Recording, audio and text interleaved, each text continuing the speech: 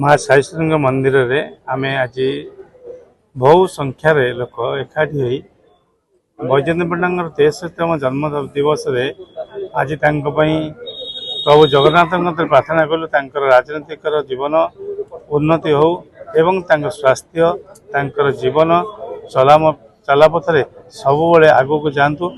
त्रिलोचन पात्र भारतीय जनता पार्टी कटक ग्रामीण जिलार उपसभापति। आज सांसद जन्मदिन रे आमे माँ साईश्वरी पाखरे समस्त एकाठी होइचु दीर्घ जीवन कामना करी आमे आमर समस्त प्रार्थना कलु जगन्नाथ पाखरे साईश्वरी पाखरे केमिति ठाकुर दीर्घायु कामना कर।